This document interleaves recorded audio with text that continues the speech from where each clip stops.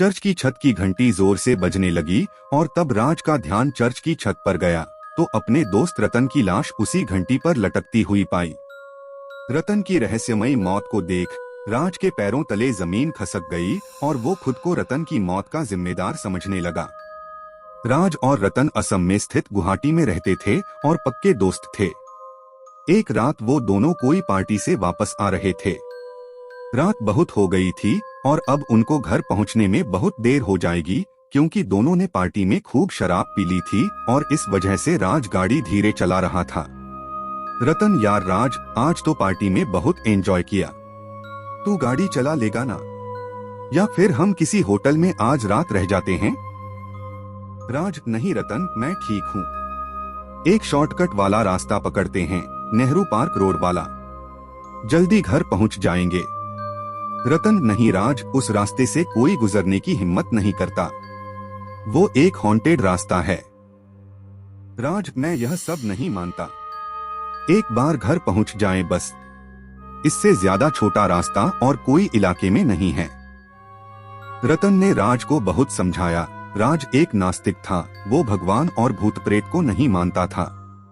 बातें करते करते दोनों नेहरू पार्क पहुंच जाते हैं। नेहरू पार्क रोड पहुंचते ही रतन की तो जैसे हालत पतली हो रही थी। राज, क्या हुआ रतन? तू इतना डरा हुआ क्यों है? रतन, मैंने कहा था ना कि यहाँ नहीं आना। तुम बहुत जिद्दी हो राज। राज, तू फिर शुरू हो गया। छोटा सा रास्ता है, अभी कुछ देर में हम घर पहुंच जाएंगे। अचानक चर्च के पास पहुंचते ही उनकी गाड़ी खराब हो गई। चर्च की घंटी बजने की आवाज जोर से आ रही थी। रतन ने समय देखा, रात के 1 बजे थे। चर्च दिखने में एक पुराने खंडर जैसा था। रतन, यार, रात के 1 बजे भी चर्च खुला है? अगर हमने शराब नहीं पी होती तो चर्च के अंदर जरूर जाते। राज, यह भगवान ईश्वर सब तुम इंसानों का भ्रम है। एक तो दूर दूर तक तो कोई मैकेनिक नहीं दिख रहा। शायद कोई लिफ्ट मिल जाए तो सही होगा। गाड़ी के पास इंतजार करते हैं। इतने में रतन को चर्च के बाहर एक बूढ़ा सा आदमी दिखा। रतन, यार राज, वो देख, चर्च के बाहर कोई बैठा हुआ है। चलना देखें, शायद वही हमारी कुछ मदद कर दे। राज, मुझे तो वहां कोई नहीं दिख रहा। लगता है तुझे बहुत नशा हो गया है। रतन, नहीं राज, ध्यान से देख, वहां तुझे एक बूढ़ा आदमी दिखेगा।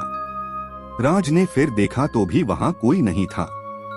रतन उस बूढ़े आदमी के पास गया तो उसने देखा कि एक पादरी बाइबल पढ़ रहा था। रतन हैरान था कि ऐसी खंडर जगह पर रात के 1 बजे यह पादरी अकेले बाइबल पढ़ रहा था। रतन, फादर, आप यहाँ अकेले क्यों बैठे हो? और इतनी देर रात को चर्च की बड़ी घंटी का बजना। इस चर्च की ऐसी हालत, क्या आपको डर नहीं लगता? पादरी को रतन पर बहुत गुस्सा आता है और वो वहाँ से चले जाते हैं। रतन का चर्च को अंदर से देखने का मन हुआ और मोबाइल की टॉर्च ऑन कर अकेले ही अंदर चला गया। उसने देखा कि पादरी एक कोने में बैठकर बाइबल पढ़ रहे थे। रतन, रे, यह तो आश्चर्य की बात है, अंधेरे में भी पादरी बाइबल कैसे पढ़ रहे हैं? रतन की वजह से पादरी को बाइबल पढ़ने में बहुत परेशानी हो रही थी। वो चर्च की छत पर चले गए।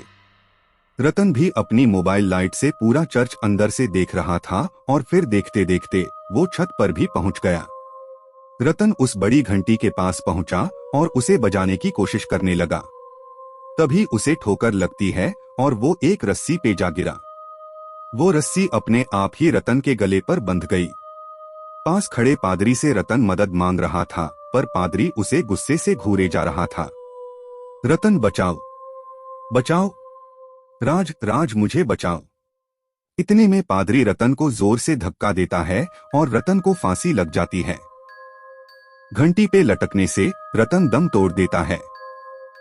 वहां राज भी रतन को ढूंढ रहा था। चर्च के चारों तरफ ढूंढने के बावजूद रतन नहीं मिला। रतन का फोन भी नहीं लग रहा था।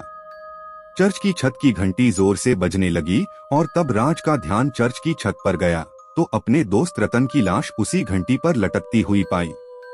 रतन की रहस्यमयी मौत को देख राज के पैरों तले जमीन खसक गई और वो खुद को रतन की मौत का जिम्मेदार समझने लगा।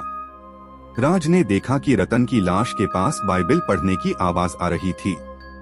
इतने में राज को रतन का कॉल आया। राज, रतन तू? तेरा कॉल? यह सब क्या है? कॉल, राज मुझे बचाओ, राज मुझे बचाओ। राज को कुछ समझ नहीं आ रहा था कि ऊपर रतन की लाश और अब उसका कॉल, साथ में उसकी लाश के पास बाइबल पढ़ने की आवाज। राज चर्च की छत पे जाने लगा और इतने में एक ट्रक के गुजरने की आवाज आई। राज ने उस ट्रक को रोका। राज, सुनिए भाई साहब, प्लीज मेरी मदद करो, मेरे दोस्त की लाश वहाँ चर्च के ऊपर लटकी हुई है। ट्रक ड्राइवर, अरे साहब आप यहाँ कैसे फंस गए?